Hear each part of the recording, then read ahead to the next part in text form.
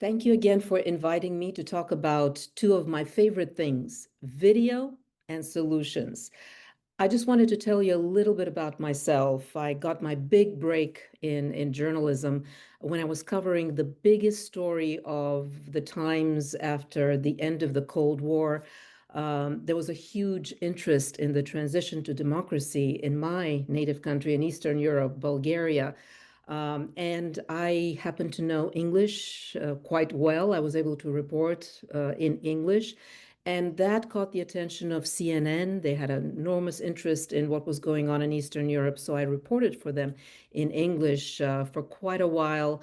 And that would eventually lead to an internship where they got to know who I was as a person. That's really important to future employers, important for you to know.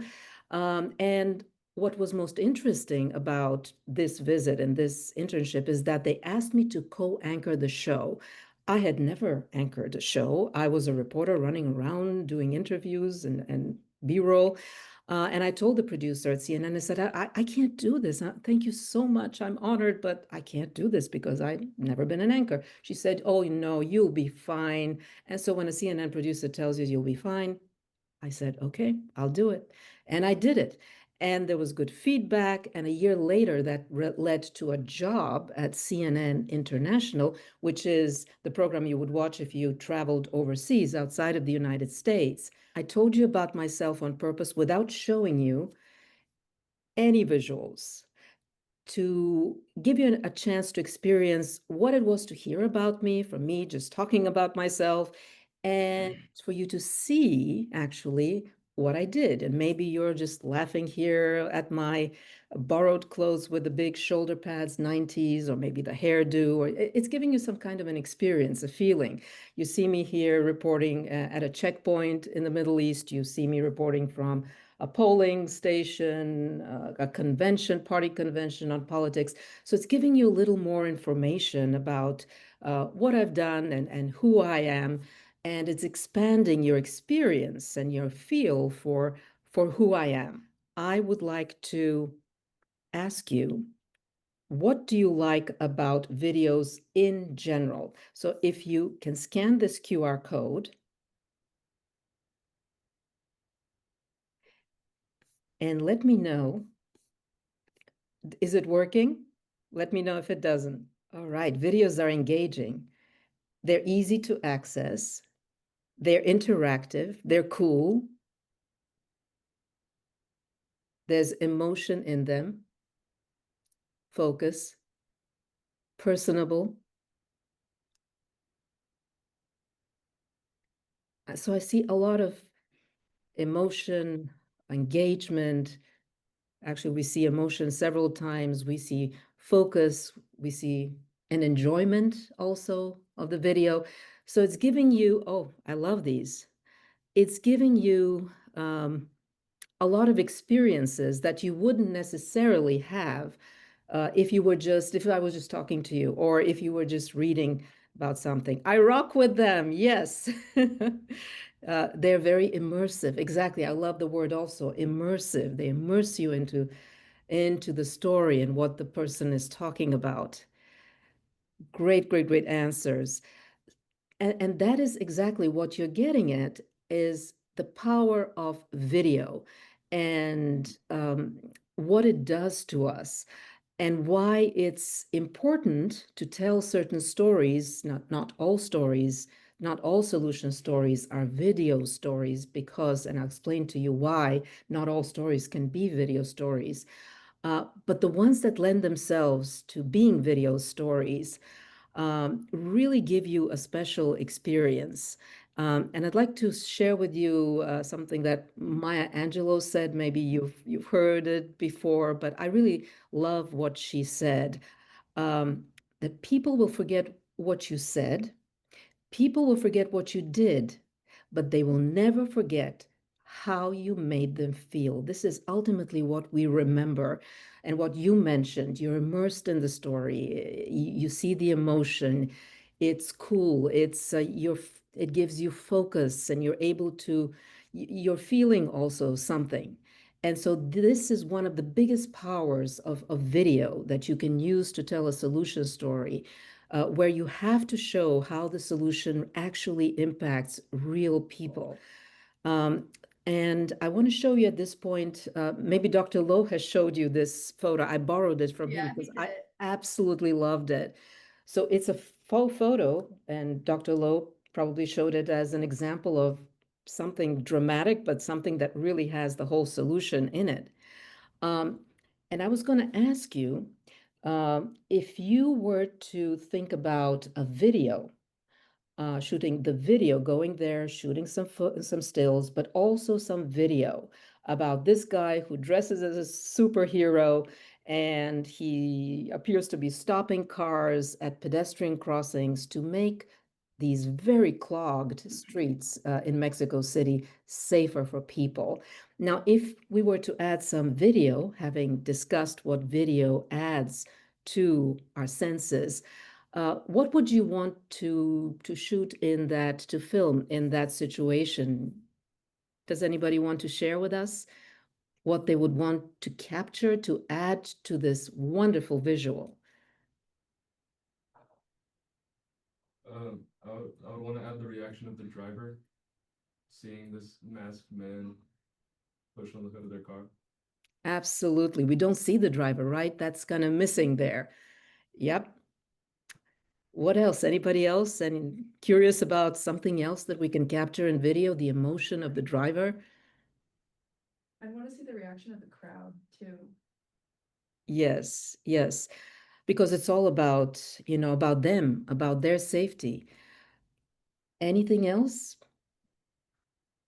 I would like to see how it's packed, but I want to know how fast people are walking, how fast the cars are going. Like it's congested, but I want to know if the crowd is like running across the street or walking casually, and if the cars are like driving super recklessly or like creeping along the road. Absolutely. It'll really capture how worried people are, right? Are they walking fast, as you're saying? And are the cars really speeding and, stopping at the right, at the, the last moment? All great, great, great thoughts about what we could capture with video. So you're beginning, I hope, to realize the advantages and the power of video to add to the story. Um, Anybody else before we move on? Any other thoughts you want to share about what is missing here and what video could add to this solution?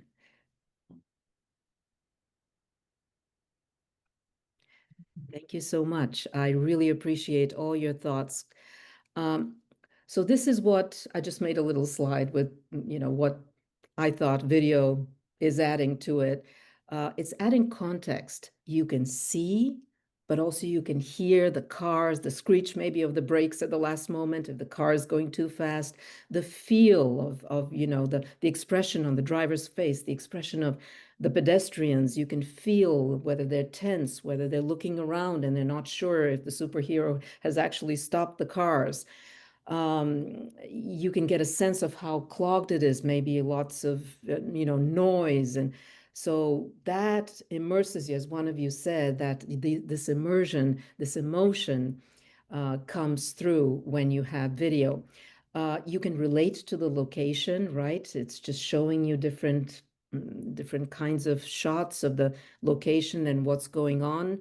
You see how the characters are behaving, exactly, the driver, the pedestrians, how they're behaving. You actually see them as real human beings. You see their genuine reaction to the moment, the dramatic, the emotional. You can describe that in words, but there's nothing like actually seeing it, right? So that is what video can add to the words, to what we're trying to show people, the impact of this solution. And you can show the process of the whole thing from start to finish.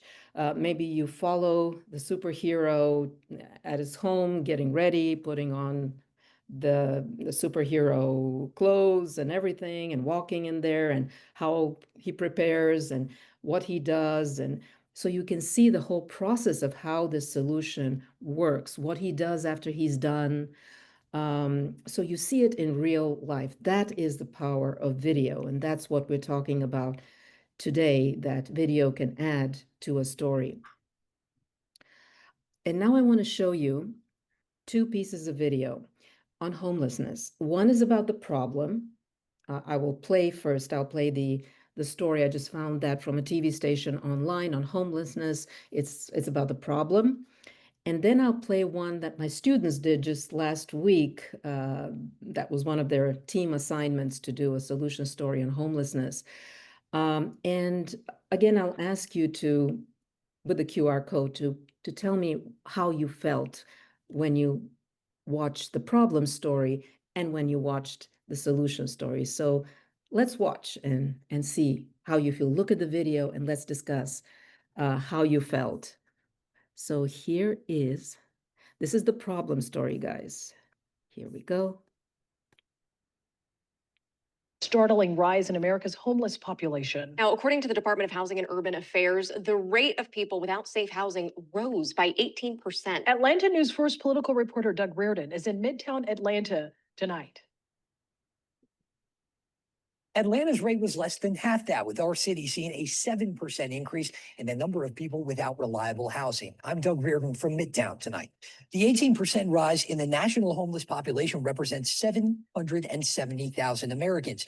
The Department of Housing and Urban Development, who provided this data, says even that is likely an undercount. Family homelessness increased 40% year over year, and on any given night, 150,000 children are without a roof over their heads. One bright spot of this survey, veteran homelessness dropped 8% year over year. So this is the problem story. And with this QR code, if you can tell me how it made you feel.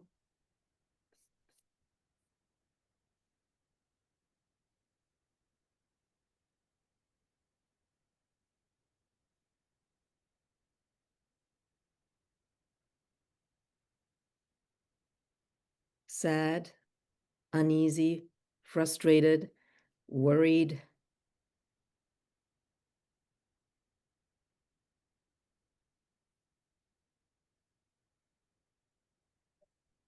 I hope all of you had enough time to get the QR code. Frustrated, especially sad about the kids. Narrow analysis, lame. So you didn't get enough context about the story.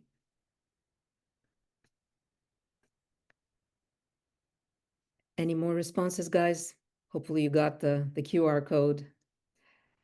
Yeah, so let's keep in mind, we'll come back to this, how this made you feel. Worried, sad, uneasy, narrow analysis, lame, which meant not enough context, not enough, you didn't know enough about these people, I assume as human beings. You had a lot of numbers, but you didn't know quite, they made you feel something. But let's take a look now at the solution story, one done by my students. Bear in mind, they're amateurs. They're not from my television class, so they don't have enough experience doing videos, but I just thought they did a great job with very little tutoring from me, and they put a lot of heart in this. So this is Bigger Vision is a homeless shelter in Athens, Georgia, where UGA is based. So let's take a look. It's again, homelessness, the same problem, but this time it's a solution story. So let's watch it. Bigger Vision of Athens Shelter. The rate of unhoused people is a growing crisis in Clark County due to the rising costs of local housing, mental illness, and substance abuse. One organization in Athens that is working to combat this issue is Bigger Vision of Athens. I'm here at Bigger Vision of Athens, which serves as a year-long homeless shelter. Deborah Hess, the shelter's secretary of the board of directors and interim executive director, showed us around the shelter and told us that the shelter's goal is to provide immediate relief to people experiencing homelessness. This shelter started out as just an overflow shelter on the really, really cold nights. It started out in a fellowship hall, or the fellowship hall at St. James, then United Methodist Church. The shelter has 36 beds that they offer every night. The beds are first come, first serve, and fill up very fast. People call in at 4 o'clock, reserve a bed for the night. And that's how we get them. We have a bin room that has bins, they're numbered, they're assigned a bin when they come in, all their possessions go in that cubby. They get a dinner, home cooked meal provided by volunteers. Those are still volunteer provided. Hundreds of people rely on the shelter for daily meals and a bed to sleep in. My favorite part about the shelter is really the people here. It's like I feel like I'm home. It has benefited me to stay away from the dangers of the cold weather and bad weather like we have right now. Addressing the needs of unhoused people takes more than just shelter. It takes funding. But for organizations like Bigger Vision of Athens, securing enough resources to meet the growing demand is an ongoing challenge, as they can only bed 36 people, or roughly 10% of the total unhoused population, each night. Well, I can tell you what we'd like. And the challenge is that we just need money to do it. We would love to have a larger facility. One of the things I would really like for Athens Clarke County is to get a facility for people who cannot take care of themselves and are homeless. Lily Sronkowski, the Community Development Specialist for the Continuum of Care in Athens Clarke County, also met with us to discuss how her department deals with the unhoused crisis. I think that the issue of homelessness in Athens is complicated. We are people like to say we're a hub, but I think we're an island more so in the middle of a region with, not a lot of other services that surround us. And so we have no other choice but to deal with the issue where we are. As the unhoused crisis continues to impact Athens, organizations like Bigger Vision are providing vital support, and Hess says that community involvement is a major contributing factor to their success. The shelter's funding comes from individual donations and churches. Though the homeless problem has plagued Athens for years now, organizations such as Bigger Vision of Athens are doing all they can to weaken the issue moving forward. Reporting for Grady Newsource alongside Ella Brower and Andrew Fleming, I'm Gray Barbie. All right, so how did the solution video make you feel?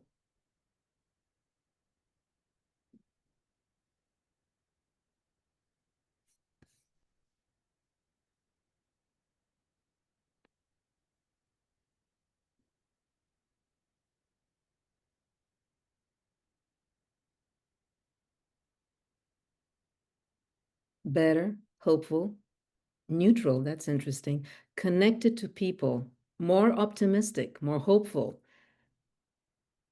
bored.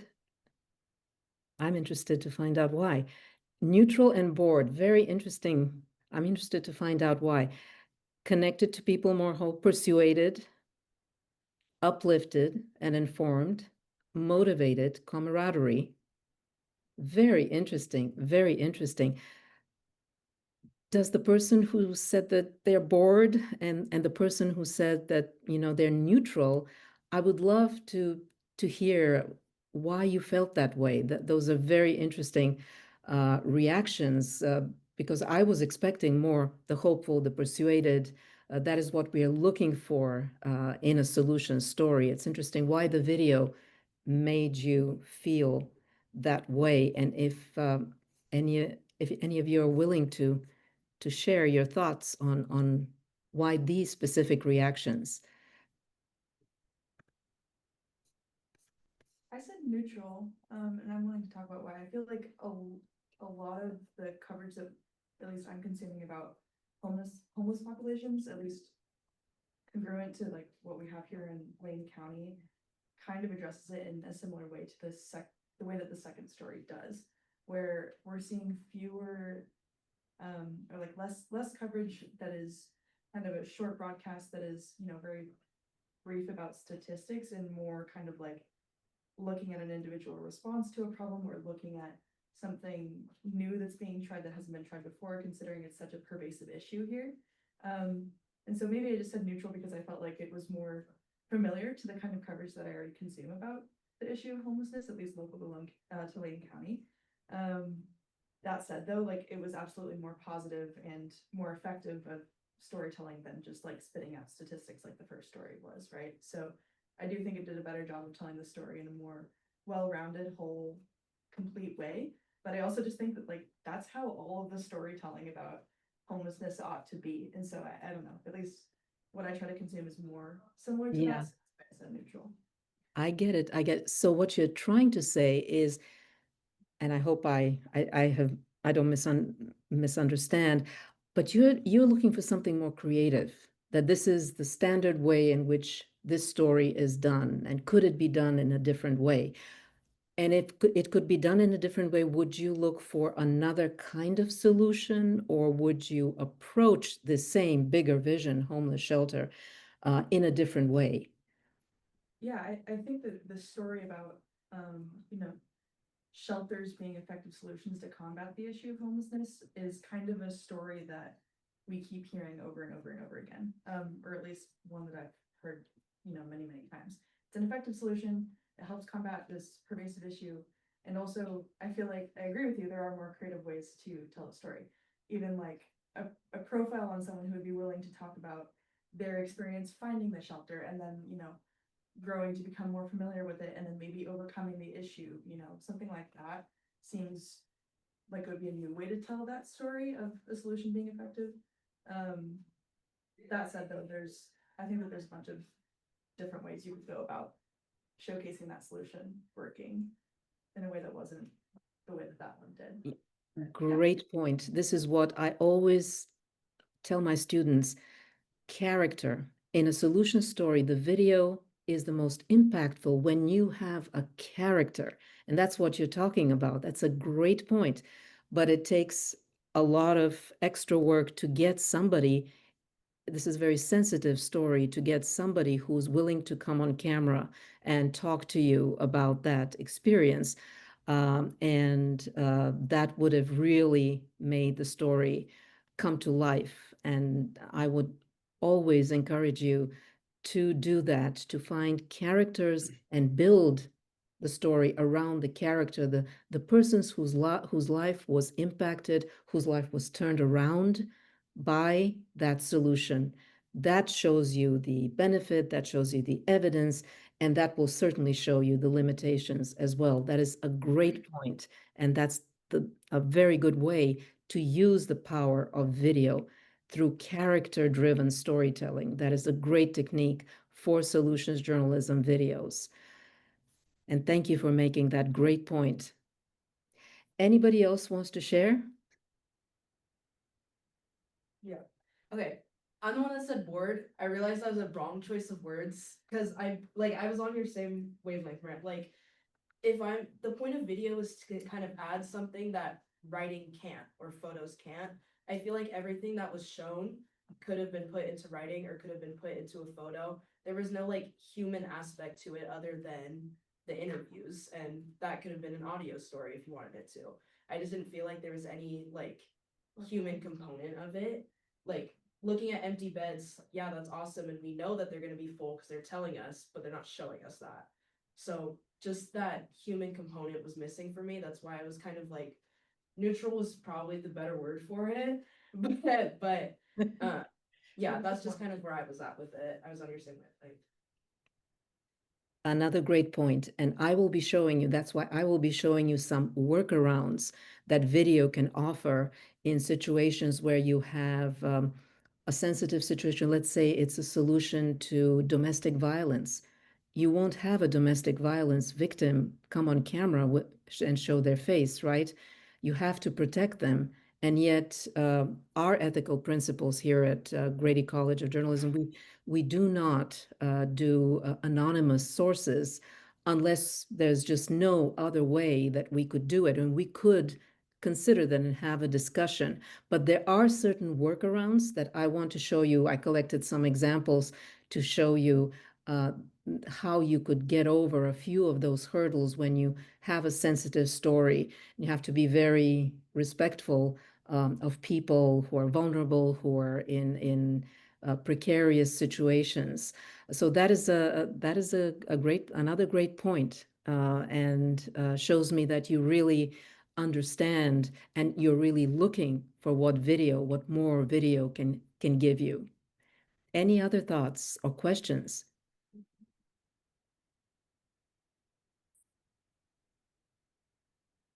So let's keep going. So what's different about video? What does it offer us more than another story? As you guys mentioned, you've got to be creative. It's not just wallpaper.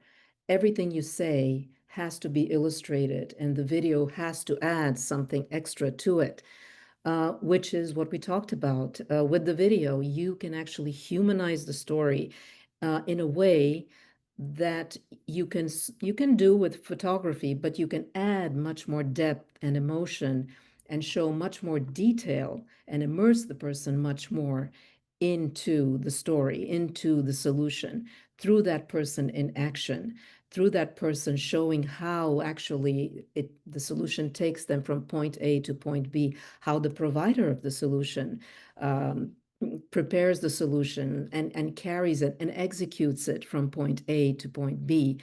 And everything that you shoot with video, or what we call B-roll in television, is adding context. It is not generic. And that problem video I showed you just showed homeless people in different situations. And it certainly was generic video of such people. It didn't give you, it didn't have a soundbite with one of those people to humanize them, to show that they're real human beings, that their identity is not just homeless or unsheltered person, that they're more than that. And that is what video, that is what a soundbite with somebody can show you. And that's how you can visualize this person, catch them in their surroundings. What are they doing? You can hear what they're saying. You can also have some natural sound captured. You can do that with audio as well, which immerses you more into the situation.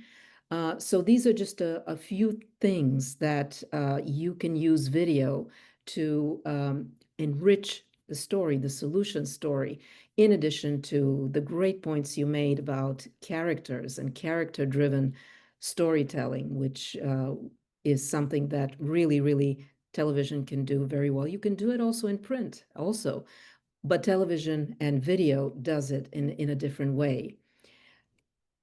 Very important, always bear that in mind when you're doing videos.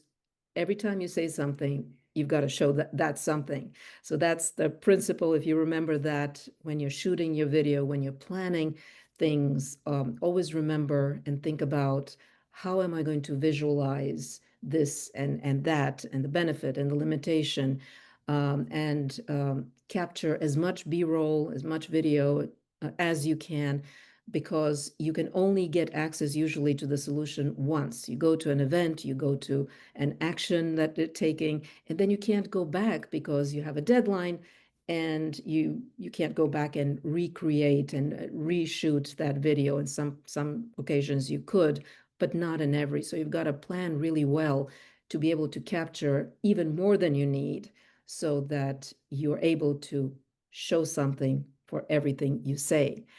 With regards to your characters, with regards to action shots, make sure that you have a lot of action. Just keep the camera and let the action move in front of you, and from start to finish. Use a tripod is very important, because shaky video distracts the viewer. So if you have a tripod, position your tripod, shoot some video, just whatever's happening in front of you, then move the tripod for another angle, shoot some more video, shoot a lot of different video.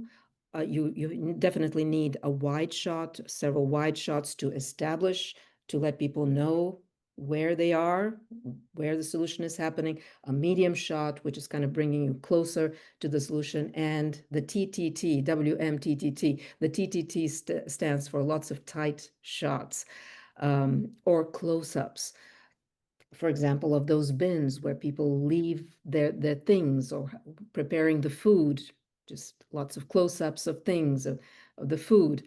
And I want to show you now an example of one of my students about 2 years ago, 2.5 years ago, who did this story on a solution for a substance abuse addiction. and it was about Narcan, which was saving lives. That was the solution. And I want you to watch that story, watch the video, and I'm curious to find out what you think about it. I believe you'll find a lot of interesting shots, tight shots, medium, wide, lots of natural sound, characters, action. But let's see what you think about that story, the Narcan as a solution. Let me get to that.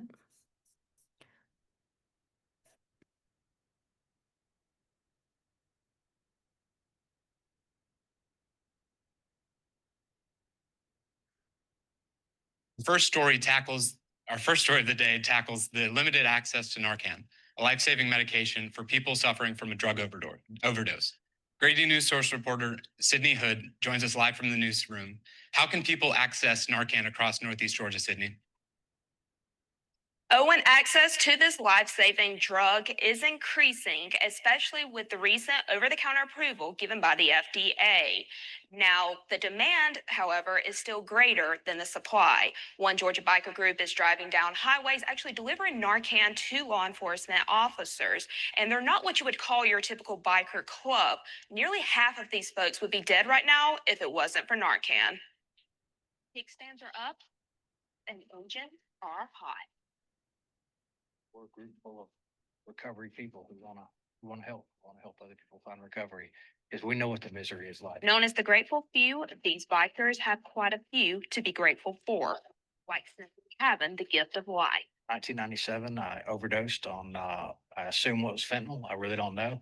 The nurse, she said, you flatlined 3 times. We've had to bring you back. More than 25 years later, John Siders now drives, carrying with him the drug that saved his life. Somebody will have another chance at life because of what we're doing. The grateful few rides the Georgia highways year-round delivering Narcan by the boxes, addressing the increase of opioid-related deaths in the state. I'm able to do something different, that's not a drain on society, because that's what I used to be. An opioid overdose can turn fatal in just 6 minutes. But Narcan, given through a nasal spray, reverses the effects and restores breathing.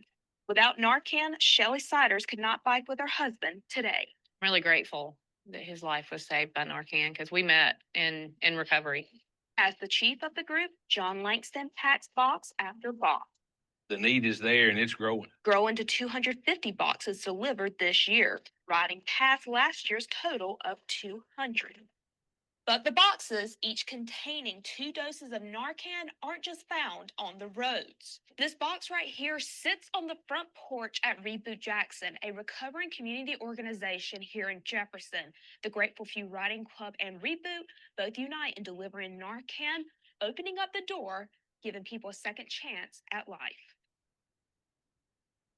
We've all rose from the ashes, and this is where we are today. Today, Langston stands at Reboot Jackson, the RCO he co-founded with one mission.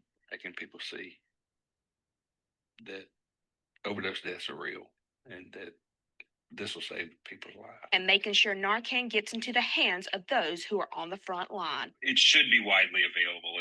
It isn't necessarily so. Any effort we can take to keep people safe, healthy, and alive is a good one. Efforts including expanding access, not just to law enforcement. We can expand this to licensed professional counselors and social workers, public health practitioners. Anything to provide a second chance at life. Does it equal recovery? No. But when you're dead, you're not going to recover. Recovery. It's the reason this group rides clean and free. Narcan's not the most important thing to me. What the most important thing to me is the chance that somebody else has to find recovery. Returning the favor, one box at a time. In Jackson County, Sydney Hood, Grady Newsource. Hello, everyone. This is Joe Kudla. I'm the founder and CEO. Yeah, so I'm curious to find out what you thought about this story.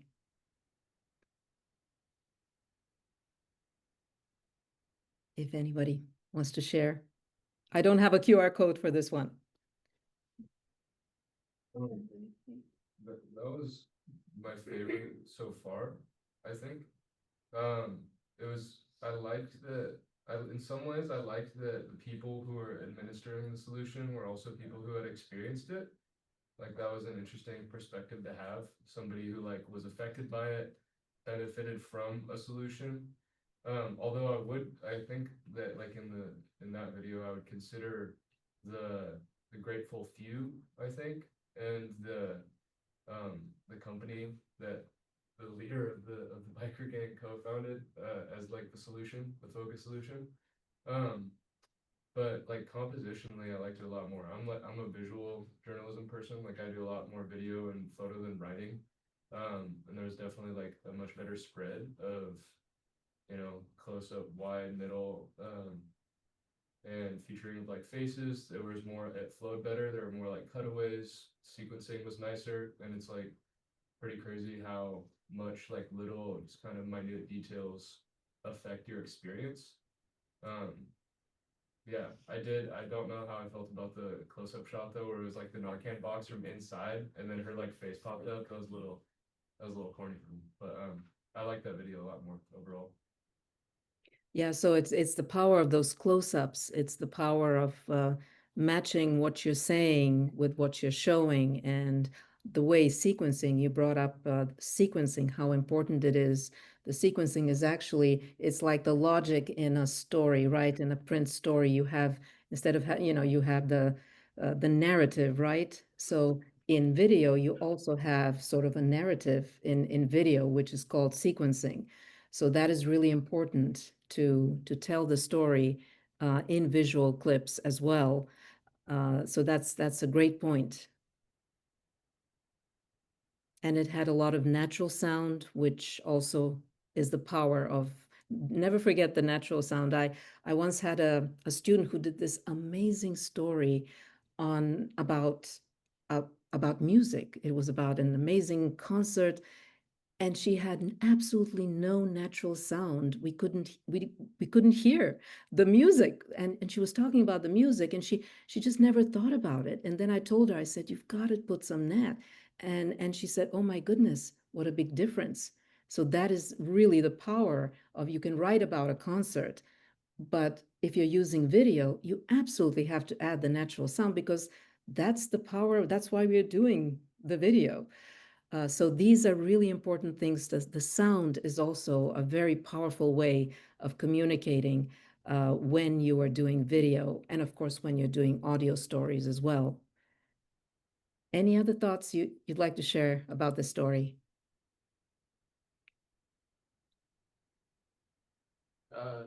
Just I just thought the reporter's camera presence was really good, and I did like that little interactive moment where she opened up the box. I thought that was great. Like, even if it was a little bit, you know, a little bit cheesy, like I think I would err on that side just for the purpose of being engaging on camera and having, you know, motion and interesting action on camera. I think she really nailed that. Yeah, and I've been teaching another course in social media presentation, and I found out from you guys, Generation Z, that you really like things to be entertaining in a way. You like them deep, but you also want people to sort of entertain you, you like that genuine also interaction. So maybe that is a little Gen Z stand-up, which made things a little different. And it's, you know, we're all different people. We like different things. And that's why it's so interesting to have a discussion, because you hear what other people think and you're enriched by what they think. And it might not agree with what you're thinking. So I really appreciate you sharing that. And I will show you a demo stand-up that I did many years ago before solutions journalism. I knew about it, or it existed, but I figured that even some years ago, because I'm a little bit older than you, I was drawn to these stories because, not knowing about solutions journalism, I actually was doing, some of my stories were solutions journalism. So I'm going to show you a workaround that I did to illustrate the problem. To me, that is a problem. You don't want to discourage people, to depress them with the problem, yet you want to shock them with the problem. Otherwise, that doesn't justify the solution as much as you could, if you don't convince people that this is a real big problem. So I will show you something that I did, some workarounds, but I'm very curious about Gen Z and how you feel and how you think about things. So if anybody else wants to share some more thoughts that we can discuss, I would love to hear it.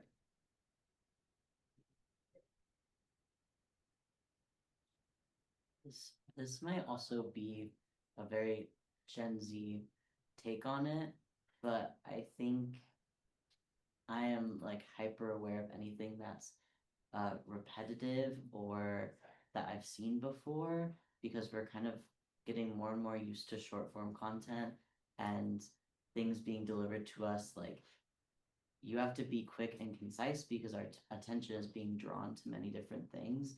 So I think what worked well for the story was how character driven it was. That part engaged me a lot. I was very interested in the interviews. And I think that, but I do think there was some repetitiveness between the script for the host and between some of the shots. And I think that stands out to me more, maybe more because of my Gen Z attention span. You know, less is more. That's one of the things I learned in journalism, because it's really hard to sort of kill your darlings. And actually, this class gave me a paper plate award. Professor V, that's how they call me, Professor V, the professor who's most likely to kill your darlings. So I'm known. It's easier for me to kill somebody else's darlings and really shave off things than it is for me to do it for myself. I need somebody to do that painful surgery. So I absolutely agree with you that less is more, and that especially in today's, we have to, we have to go and deliver things, where the audiences are. And what's the point of making a good story if people won't watch it? You want them to watch it. So you want to go deep, but you also want to make it in a way that appeals to them and to their attention span. So those are all great points. And, it makes me think about these things, and I really appreciate your point of view. Even my attention span is much shorter than it was many years ago. And I don't necessarily think that's a bad thing, because I think it focuses us on really what's the most important thing in the story. And that's not easy. Writing in a simple way, writing, just giving people in an interesting way just the most important points of a story is really tough. So I think that's a great point. It's not just a Gen Z kind of thing. It's a great point. Anybody else?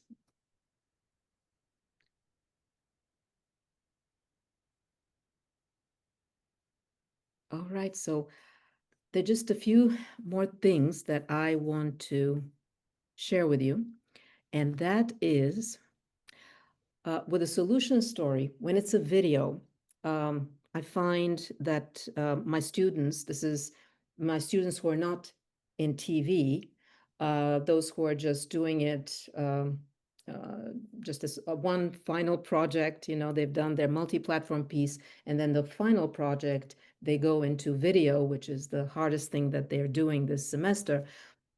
So what I try to focus with them from the very time they pitch the story is, can you get access to film? Everything, because you could do this story as a print story, a multi-platform story, because you can go and you can show a few visuals, but you don't need full access to show every single step of the way how the solution works. You can have quotes instead of having all the sources on camera, speaking to you on camera in a relevant location where the solution is. So that's a lot to ask from people. I want to meet you here, I want you on camera, and I want you in the midst of your solution, where you do that solution, on the day you do that solution. So that's the first thing I tell them. Is your story feasible? Number one. If it's not, pivot to another story. Not every story lends itself to a good video, solutions journalism video. So get access, make sure that you have access early. Once you have that out of the way, then it gets a little bit easier. Then make sure that everybody agrees and understands that they're going to be on camera, and this will probably be published. I have had a few students, here and there, who got everything done, and all of a sudden the source said, but I thought this was just student homework assignment. I don't agree to be, I don't agree for you to put that out in your own social media or whatever on your website. So they lose the chance of showcasing this on our little media, Grady Newsource media. So make sure that everybody understands on camera, in public view. Make sure you have the B-roll of the solution, how it works, that you can visualize all the 4 principles. And then the B-roll of the problem, even though the problem is something brief, it also has to be impactful and convincing to your viewers. And the problem can be a problem because you really have to be very careful. And usually the structure of a solution story starts with the problem, but there are workarounds around this. Nothing is set in stone, as you probably know by now in journalism. All rules are made to be broken within ethical guidelines. So I want to show you 3 workarounds to 3 challenges. Those are not the only challenges that you will encounter with video, of course, but some that I have encountered, and I've saved examples because it's difficult to explain unless you show an example. So I want to show you one of my stories where I found what I think maybe, and you're totally, I would love for you to disagree if you found that it didn't work. I'd love to hear why, because I will learn from you. And then I will show you what's called a demo stand-up. Maybe some of you have heard a demo stand-up is where you demonstrate the solution. Especially it works with technology, which is really hard to visualize and to put in a video. If the person who is using the technology is demonstrating how it works, or you as a reporter demonstrate how it works, or interact together with a person who is using that technology, that helps as a workaround to do something more creative and different, and explain and show how the solution works. And then I'll show you a story from one of my former students who did a story on a beneficiary, and she had a really hard time finding somebody to come on camera because it was a very sensitive issue. And I told her, why don't you ask the provider of the solution if they could connect you with a success story, somebody who has graduated, somebody who's turned their life around thanks to this solution, a character-driven story. And she sort of did it that way. And I thought this is something that I could share with you for you to put, in the back of your mind if you come to, if you're struggling with finding the beneficiary, which is, the heart of your story. But sometimes it's very difficult to find people who would be willing to come on camera. And that's when looking for a success story could possibly help you. So I wanted to share that with you as well. So this is a show that I did out of Toronto, Canada, a while ago, a long while ago, which, I'd never heard of solutions journalism, but we were doing solutions in this show. And I was doing this story about an institute and about their work with children with very severe disabilities. And there was this amazing engineer who had left a high-paying job at IBM, and he had 3 kids, and his wife was kind of upset with him. Why are you leaving this job? We have 3 kids, and you're going and taking this job at the institute, and he said, I just want to help people. IBM, they do a great job. They make a lot of money. There are a lot of people who are willing to work there and help. But I really want to make a difference in this world and leave something behind me. So I thought going there that this guy is going to be my character. Leaving a high-paying job and, and devoting your life to using technology to help people who are locked out of real life. If a child could blink, he could figure out, how that child could use the blinking to work a computer and be able to access the real world. And it was just, I was waiting for him. I was sitting in the office.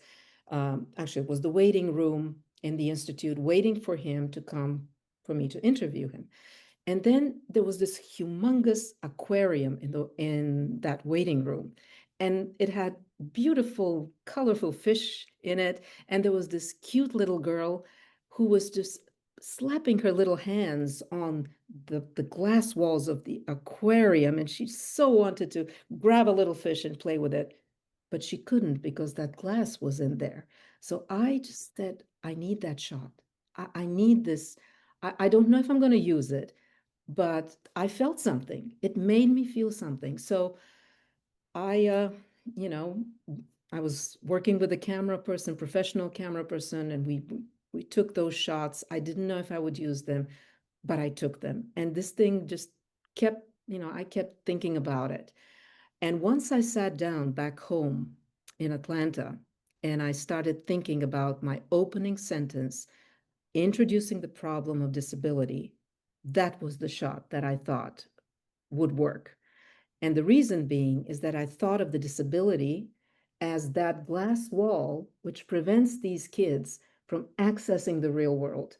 And what this engineer is doing, he's removing that glass with technology so that they can access the world. So again, you tell me if this worked, but I thought I got lucky and this is what I did. So I'm curious to find out whether this worked or not. But it was my attempt to do something creatively and show a problem in a different way without turning people away. So let me share this with you. So this is the story. Let's see. And welcome to Global Challenges. I'm Ralitsa Vassileva in Toronto. Walking, talking, easy enough for me to do. I really don't have to think much about it. But the world is full of people who, for a variety of reasons, have difficulty doing things most of us take for granted. In today's show, we focus on technologies designed to help people with such challenges. We're in Toronto to visit an engineer who's putting his creative talents toward enabling disabled children.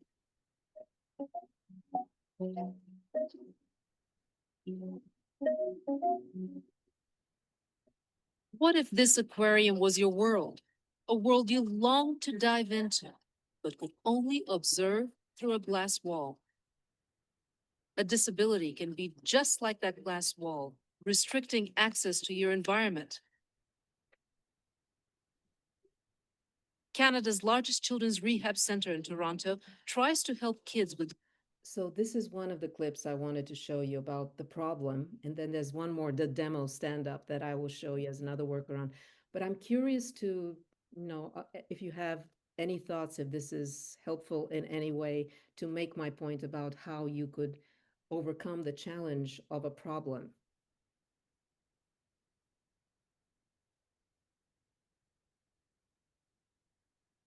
I think that a more creative shot like that sometimes can give the journalist more flexibility with the narrative and how they want to present a problem. Using like metaphors and more abstract representations of a problem can help sort of like set the tone for the rest of the piece instead of being like, here's a picture of the problem, whatever your preconceived notions are, take all of that with you throughout this piece. It kind of like sets the tone first. Like how in the homeless story, instead of starting with like a bunch of images of people lying on the street, they started by showing the facility and talking to people who worked there to made sure the tone was set differently. Thank you. Thank you. Anybody, any other thoughts? Yeah, that's what I thought. I could have started with, possibly a graphic with some statistics. But I thought we needed to explain the disability, and you don't get so lucky every time. But my point was just to share a moment in which I took extra clips and extra video that I didn't know if I would use, but just because it touched my heart and just because it did something for me, I didn't know if I would use it, but it's always, if something touches you when you're shooting something, take video of it. You never know when you get back. So that was actually my point, and that's why I wanted to share that with you. Anybody else has a thought or wants to share something? This is like, I guess, not as much related to the idea of just shooting everything, like taking video of everything, but I liked maybe just demonstrating like the effectiveness of it. I liked the use of metaphor. Like I know that personally, I think when I'm as a consumer of media, like metaphor and analogy are often like the most effective tools to kind of help me like have a sympathetic read on something, if that makes sense, to kind of evoke sympathy or empathy, relate to human characters in a story. So I appreciated that. I thought that was a nice little analogy. Yeah. Thank you, because you wonder sometimes, you don't want in video, the comprehension is so limited because people can't just slow down, read something, reread the metaphor, right? Make sense of it. So I try not to use too many metaphors because you can really confuse somebody who's just watching something and it's over, in a few seconds. So I appreciate that it was okay and it was understandable, because that's the limitation, these are the benefits, but there are also limitations to going too much into metaphors. Um, Anybody else?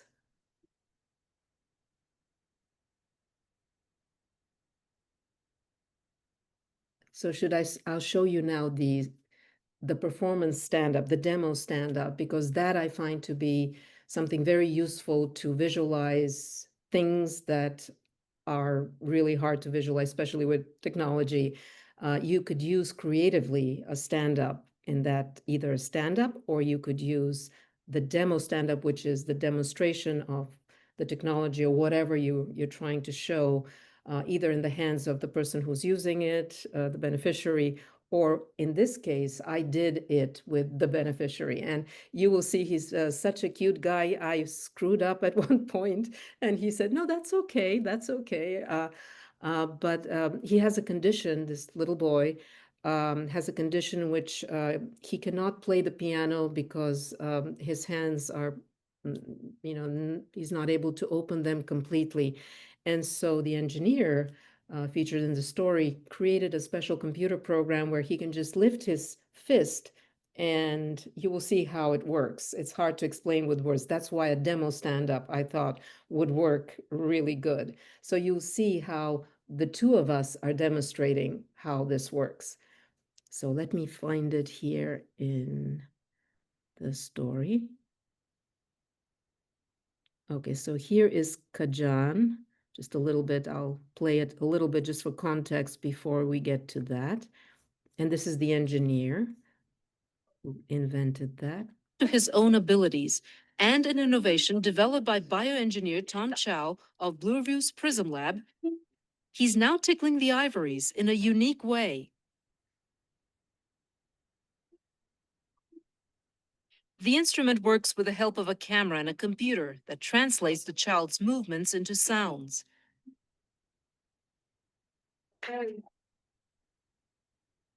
You have to do like a circular motion. Okay. So, like so. Okay. Try that. Like this. Ah. It happens sometimes. Kajan discovered mastering the virtual music instrument, or VMI as he calls it, helps him achieve other goals. If there's another challenge, I think it's very hard to do. I always think that I accomplished the VMI system. Why can't I do this? So this was the way we decided that we would do this technology and show how it works, which is again hard to describe in words for it to make sense to people. So it made sense to us to present it in that way, but I'm curious to find out what you think about it.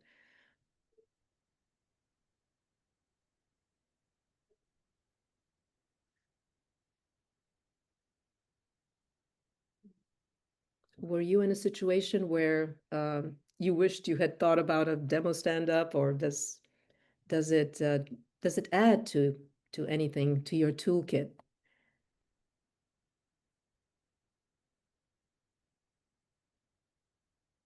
I mean, I think just any form of example, I mean, putting a face behind like one of the kids that's benefiting from something like this, especially I feel like this was very, probably even more back then, but kind of like a foreign concept of like technology aiding people in this way. So I think that seeing a kid that was able to like articulate how important it was to him was definitely helpful, as well as seeing it in action. I think before the demo, I didn't really have a full understanding of what exactly was going on. Yeah, and that's the power of video. That's how, and for solutions, it's so important, right, to show how it actually works. That's why I wanted to share with you this kind of workaround. If you're ever in a situation where it's kind of a lot of things that we have solutions for are sometimes abstract.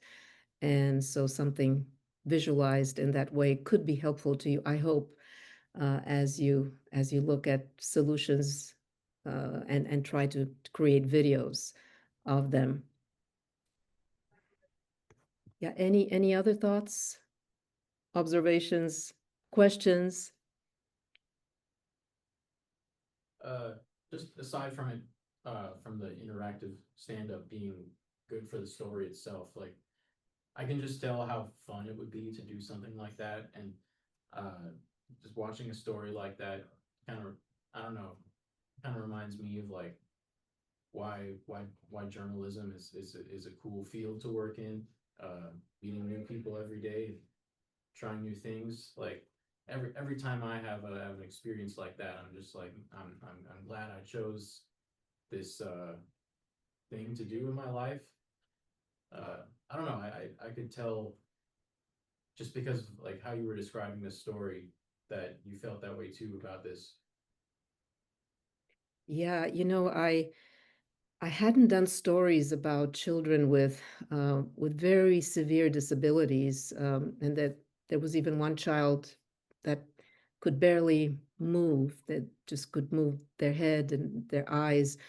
And actually, Kajan showed me how to treat people like him. I felt so sorry for him. I felt and he just, the way he talked to me is like, I'm not defined by my disability. I'm just, I happen to have this little problem, but I'm still, playing the piano. And he just kind of set the tone how I should communicate with him, that I shouldn't. He didn't want to feel like a victim. He didn't want me to feel sorry for him. What he wanted was for me to treat him just like I would treat anybody else. And I learned a lot from that story, and I get exactly what you're talking about. It is a true privilege that we have as journalists, that people let us into their lives, usually at their most difficult moments. And I learned a lot. I really did. And, every time you do a story, you learn something about yourself, and you learn to be a better human being and be more sensitive, or be able to react, or to whatever. It is just an amazing job. It's not easy, um, especially for you guys. But it is just the best job that I could have had. And now, well, second to that, or almost the same as teaching. I love teaching what I love. So I've been very lucky in my life with it, but I try, that's, I'm getting off point here, but thank you for sharing this great thought with me. And you will find that it'll teach you so many things. Anybody else has a question or wants to share something?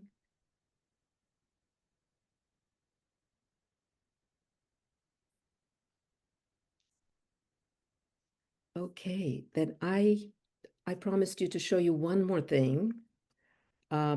This is a story, the story I told you about, where I suggest to the student to find a success story as a workaround because she could not find a victim.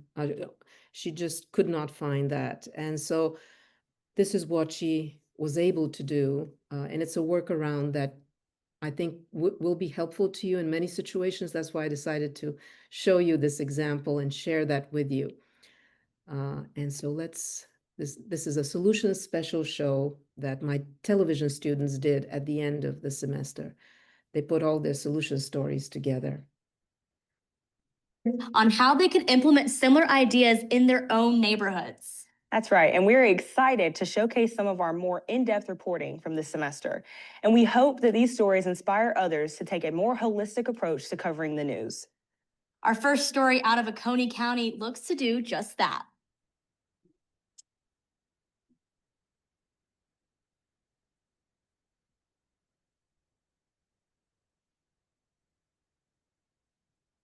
When many individuals age out of the foster care system, they are often left helpless and in some cases homeless. I stopped by one nonprofit that's trying to solve this problem.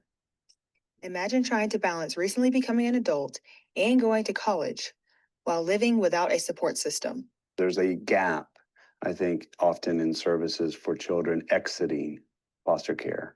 Right? There's a lot of attention to care for children when they're in, before they turn 18. But once they turn 18, it's like, okay, who is there for these kids?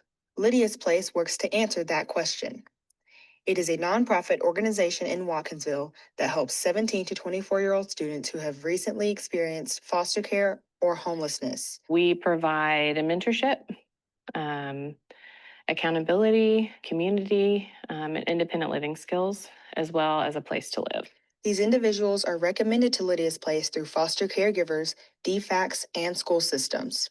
Since it began in 2017, Lydia's Place has helped over 100 students prepare to launch, which means they are ready to live on their own. Caitlin Oldham and Sylvie Leonard launched from Lydia's Place in 2019 and 2022. Both were homeless and living in their car before they started the program, which changed their lives. The biggest benefit to me would be the fact that there was that support group, because I didn't have too many positive influences in my life. And, yes, they did help with like food and things like that were really important at the time. But like the long-term benefit, I think, is just that networking and like having a support group. They always pumped us full of encouragement and motivation to just like keep going and like always acknowledging that like what you've been through is hard, but that's not who you have to be anymore. One of the limitations of Lydia's Place is their small outreach. However, in 2024, they will be working with Habitat for Humanity to gain 30 more units available to help students. For Grady Newsource, I'm Donna Traylor. Donna, that sounded like a really interesting story. I mean, it really was. But one thing that you didn't get a chance to see is that they have this boutique there, and it offers services and clothes to some of the same people that they have housing for all the time. I mean, this is a boutique that is housed downstairs in their organization, and it is complete with all of these free clothes and shoes that you see here. And they receive all of them through donation. I mean, it looks like a real store. They even have fitting rooms that are available for lots of the people who attend the boutique. I mean, it was really so nice. And aside from that, they're actually having a dedication tomorrow at 4 p.m. with Athens Habitat for Humanity for their home place. So Lydia's Place and Athens Habitat, they joined together, and the two organizations are expecting there to be a big community turnout. And they will have a lot of time that they're going to spend together and kind of celebrate all of the events of both of these organizations. Yeah, it's really interesting you mentioned this boutique. Yeah, so they kind of filled a little bit with Q&A, adding a little more context to the story. But that's how she got these two success stories as a workaround to make the story come to life. And I'm curious what you thought about it.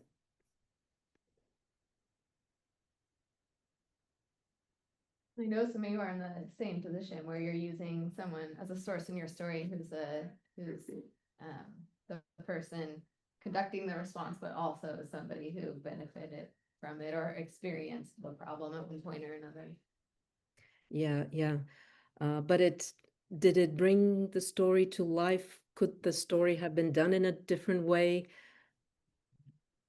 I'm doing a similar story, and I also use that workaround of my success story being like someone who's already went through the program and someone who's not currently in foster care.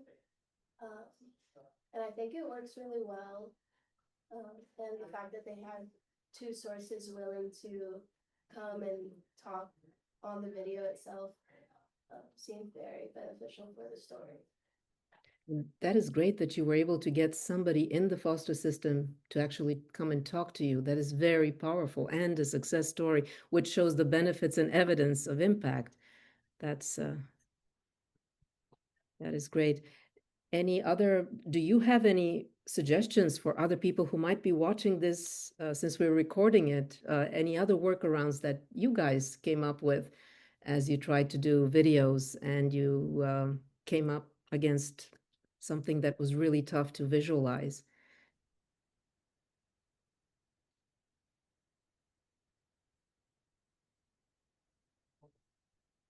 They're not doing videos in this class, so that might be part of why it's hard to answer. They've run into some of these challenges, but not specifically because they couldn't visualize them, but just because it's been difficult getting in touch with some sources who are,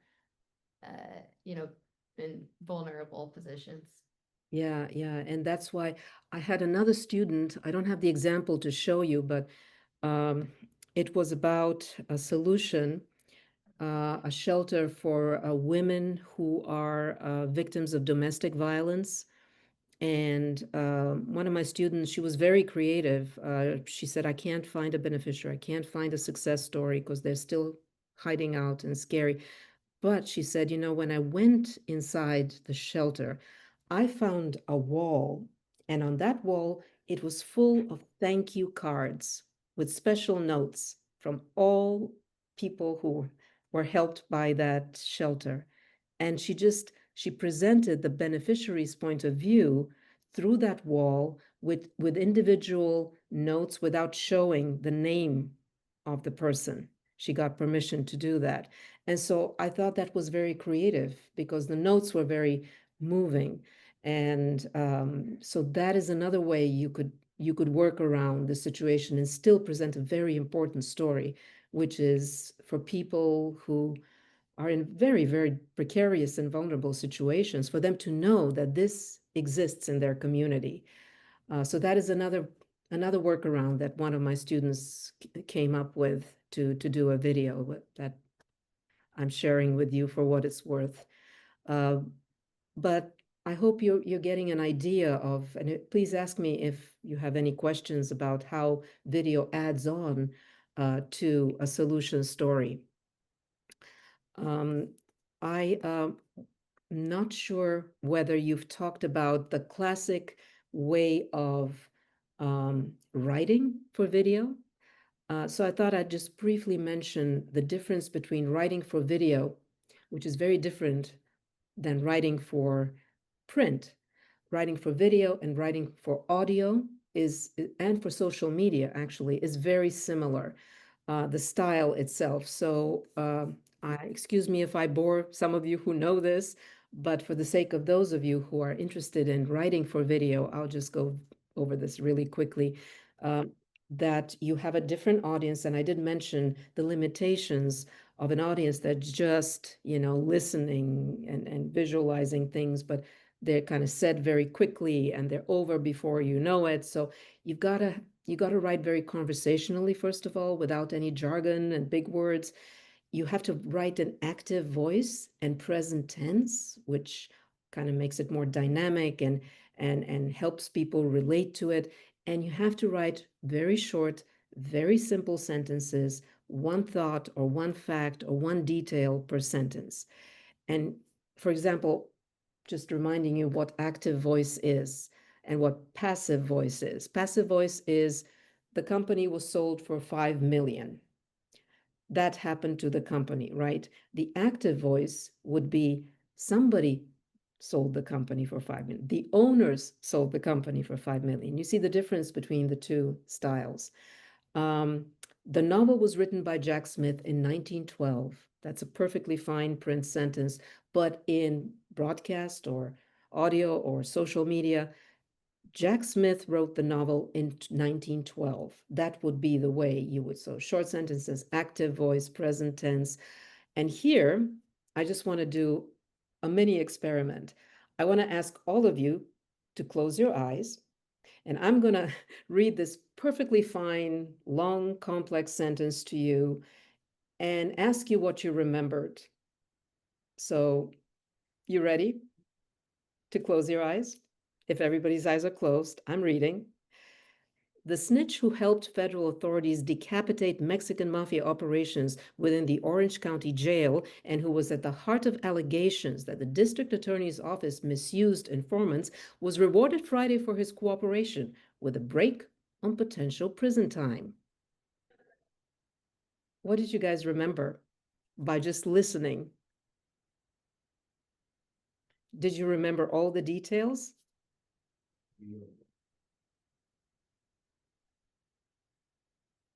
Just a snitch. And like the word decapitate was like the only thing. Yeah, it's kind of a horrible word, isn't it? So you remember things that were like stood out or were unusual or, but did anybody remember everything? Did you grasp everything by just listening to it? Or do you need to kind of reread it or re-listen to it?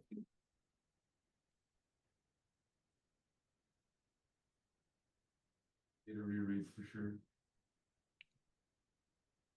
Anybody disagrees?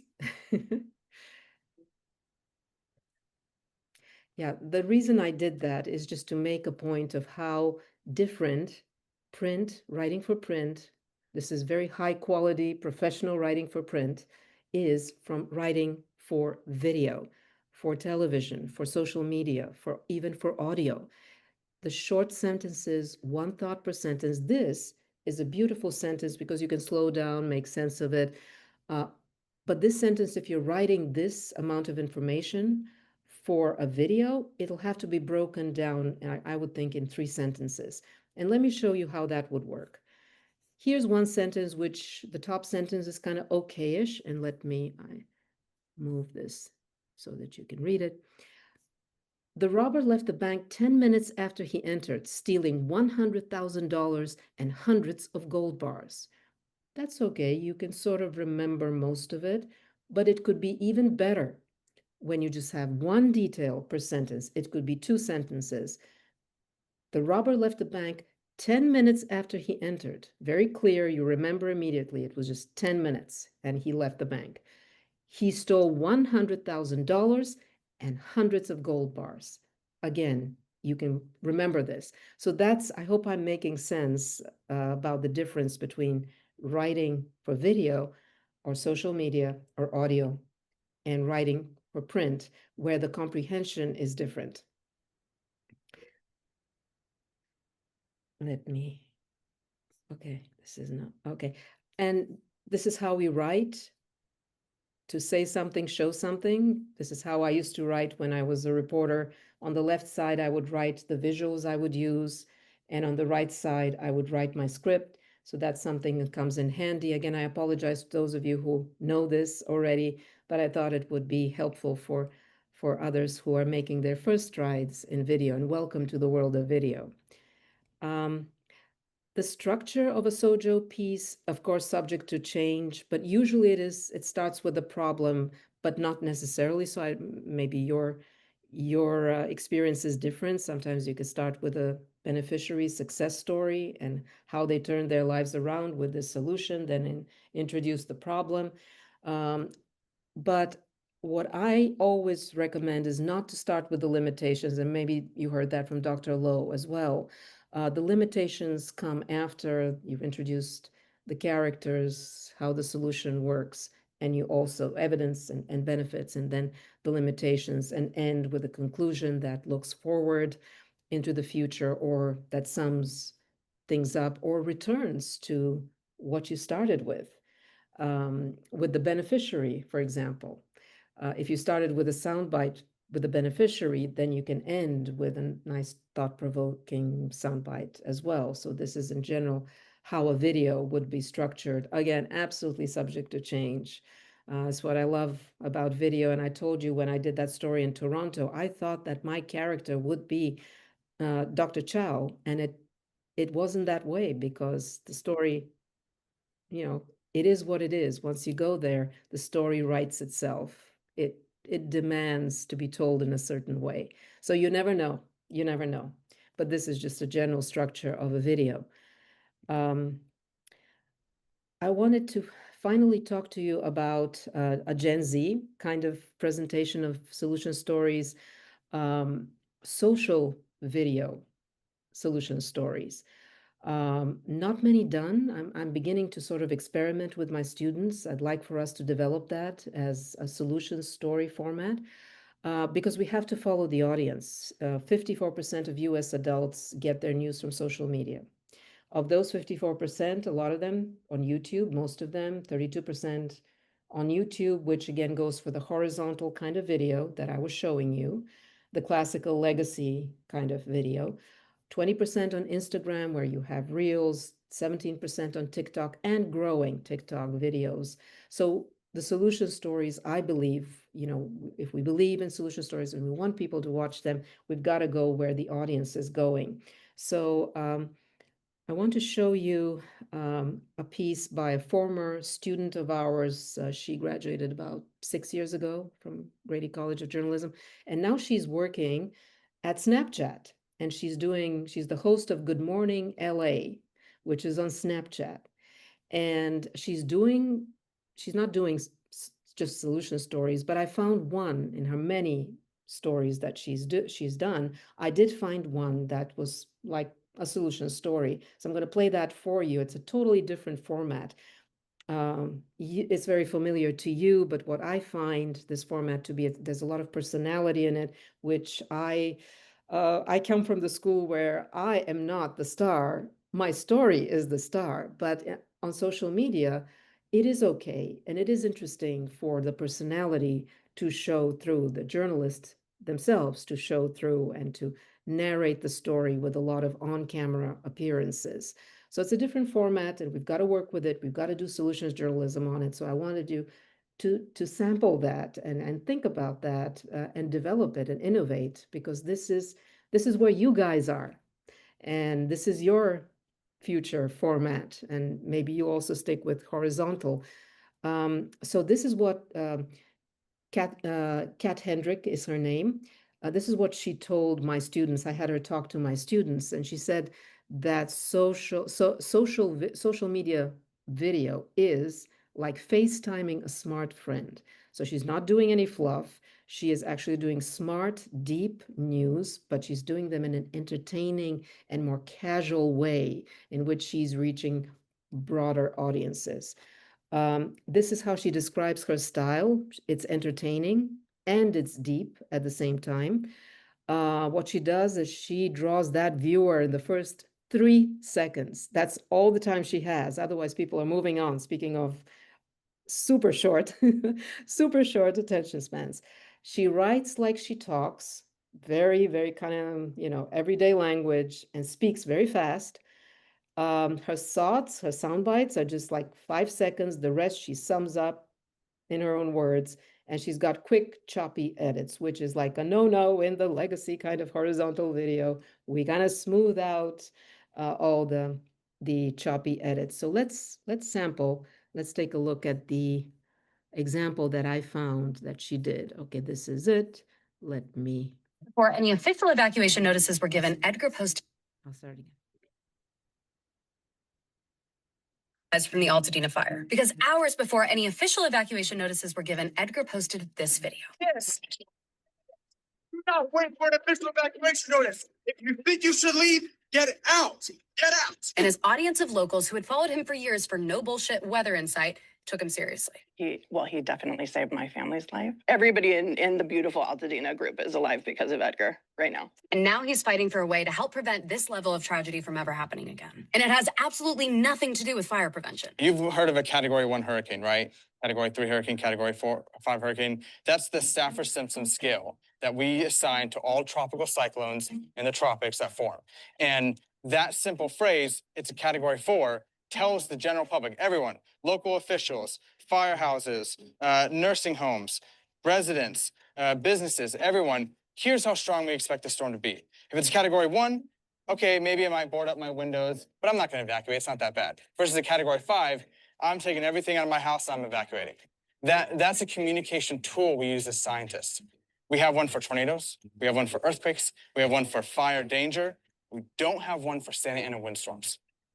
We need a national windstorm scale, not related with thunderstorms, so that you don't apply to hurricanes or tornadoes, that we can deploy anywhere in the country. Because the mountain wave that destroyed Altadena and Palisades with a fire is the same weather phenomenon that destroyed Paradise and Lahaina. So how do we get a category system for windstorms? I've developed my own several years ago, and it's been in place here in Altadena. Not officially, of course, just my own scale. And it works pretty well. It's a 1 to 5 scale category, just like hurricanes and tornadoes. It's very simple.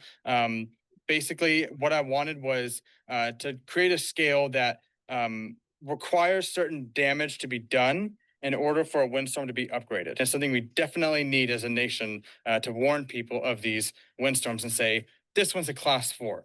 It's going to be worse than the class 3s we saw a couple years ago. And people go, oh, I remember class 3. My neighbor dropped that tree in their yard.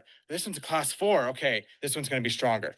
Very simple. Okay, so you're not calling it the Gregor scale. No, I don't want to do that. But it just needs to be a windstorm scale. Edgar pitched his own to California Representative Judy Chu in hopes that next year when the Santa Anas inevitably come through, we will have language to help better prepare. Sometimes it works if it's like someone that's been dead 150 years, but other times it's like, okay, why are we calling it this? Don't we have a better name than just naming it after some dude? Because hours before any official evacuation notices were given, Edgar posted this video. Yes. A 24. Yeah, so I'm very curious. What do you think of a solution story in this format?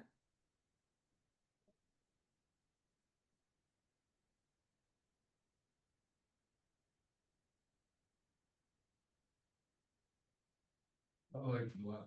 I thought it was entertaining. I don't know what that says about my attention span, but I think that my favorite part of it, it was like efficient and effective for the time it took, which I appreciated, and it made me want to learn more. Also just because that's like a really interesting, like a grassroots initiative to like develop a weather classification system. That's a really cool idea. But the thing that I liked most about it is trying to figure out how to articulate it.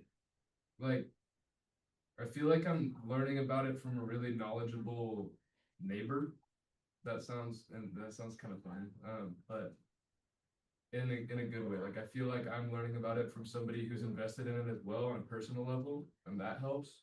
And I don't really know like where that stems from. Maybe it's just because it's not like a news broadcast and there's like less formality to it. But I really like it. It's like watching like a chef show where the chef is a host, you know? I would rather like hear a chef talk about chefs. I'd rather hear like somebody who lives in LA talk about issues affecting LA. And that's the vibe it gives me. Great analogies, like a chef, like a knowledgeable neighbor. I love that. I love that. Yeah, it is different to me also. It's a very different style. And I wanted to share that with you because you are a class dedicated to solutions journalism.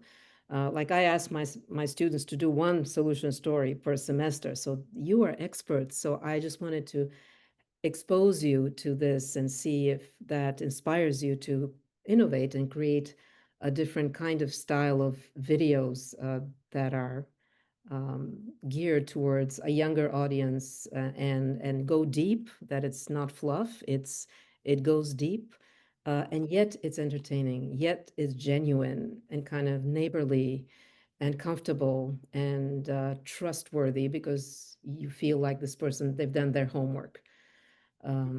Very interesting, very interesting. Anybody else? Anybody disagrees or agrees or has any other thoughts about this?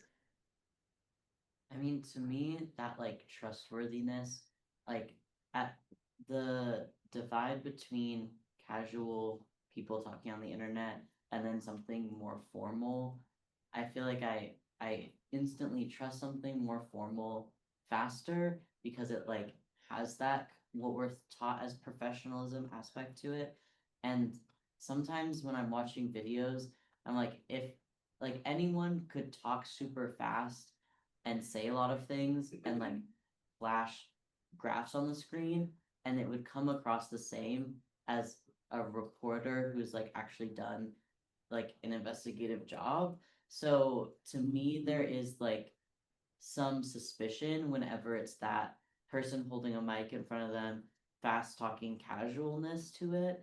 I think what saved this video from me just going, who is this person, is the fact that they were interviewing the guy who created the scale, like the wind scale. But a lot of videos online are not really that. They're like a big fact dump, but if they speak quick enough, it kind of comes across like they know what they're saying. So it's interesting watching like a New York Times short form vertical video because they have those now and Mhm. comparing it to like a social media video because they're very, very different. Yeah, and how I'm curious if you were to try to take this format to the next level, where would you take it? What would it be a cross between the New York Times short and something like this? I think paying attention to how accounts, like what names are attached to what accounts and what verification systems social media platforms have will be important. Um, I think just like transparency about what your job is and what your qualifications are is also important. Like I think people's if they're trying to educate people on social media, their bio and account name should reflect that and like reflect the kind of research that they're doing. Um, it's hard and I don't really have an answer. Those are all very important thoughts to keep developing, and I just wanted to have you guys think about that and inspire you to take solutions journalism in to new audiences. And I hope that this is something that I was able to contribute to your development as experts on solutions journalism. Anybody else wants to share some thoughts or has a question or? I will say kind of on the opposite end of that, I feel like we might have a skewed perception because we inherently trust more formal media because I feel like we're in the school of journalism. And so that's kind of more embedded in us, where I feel like in people who aren't, I feel it seems more common that now there's like more mistrust and almost like formal media. And that's where I do think it's not my preferable platform is getting news from Snapchat and things like that. But I feel like people that I talk to, that is like they receive it better as like not thinking that they're being paid as much. I feel like a lot of times people think formal media is trying to like skew their perceptions, but I think through like such an informal approach, the general audience, especially like Gen Z, has more trust in like almost like a peer to peer approach, which is interesting, but it's nice to see it being used in ways where it's being reporting actual solutions journalism or real news and not kind of being used to other people's advantages. Another great point. You know, sometimes we journalists, we live in sort of a silo. We communicate with each other. We think, you know, we perceive content from a journalistic point of view, is what you're saying. But we have to be very mindful of our audiences, that our audiences do not have our background, do not think of the news the way we are thinking about it. So we really have to think about in a way that we can present to them professionally done news in a way, in a format that they can relate to. And that means we really have to get out of our silos and speak to real people and see what impacts them and what kind of presentation really allows them to take in the information that is really important for their lives. So it's another great point. Thank you for sharing that. Anybody else? I was gonna say also, I think thinking of what you just said and what Grace just said, I think that an important consideration with this also, especially because it's a newer form of media, is just like thinking about what role like different formats serve the best. And I think potentially addressing like credibility, but also just accessibility. I feel like this sort of news is really good for promoting engagement more than anything. I think it'd be really hard to like have like any sort of in-depth analysis just by nature of it, like its strengths kind of being that it's like fast-paced and rapid and almost like palatable in that kind of like peer aspect of it.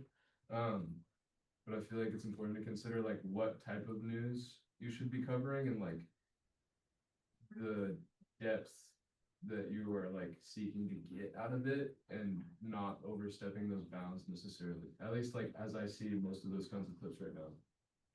Another great point. Yes, that not every format is you can't use that as one format for everything you want to do. That certain formats lend themselves to a different kind of news, a different depth of presentation, and that's another great point. And that makes our job also, I think, very interesting, especially in today's age, because we have so many opportunities for so many different formats, unlike when I was starting out in journalism.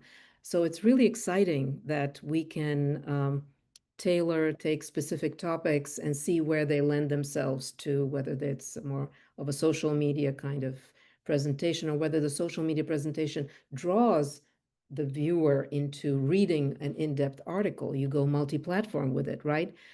So there are many ways in which you can go deeper in the story, and that could be just one element that kind of helps people, introduces them maybe to the story or draws them to the deeper story.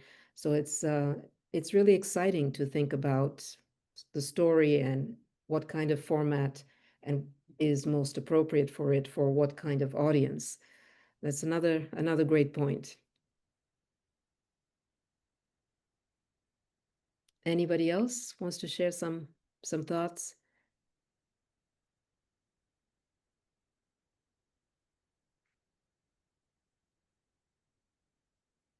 A lot of great thoughts. We're gonna have to wrap up because we've actually reached the end of our class. Yes. And Dr. McIntyre, you've got amazing students. I'm really, really impressed. I'm not just saying that with the depth of their thinking and paying attention to me. You have very long attention spans. You paid attention to me for so long. I really, really enjoyed every moment with you, and I wish you lots of success. And I thank you for your attention and sharing all these great thoughts with me and agreeing for me to have this recording so that I can share it with other people. It was just a wonderful discussion, and I wish you the best. And thank you very, very much for your attention.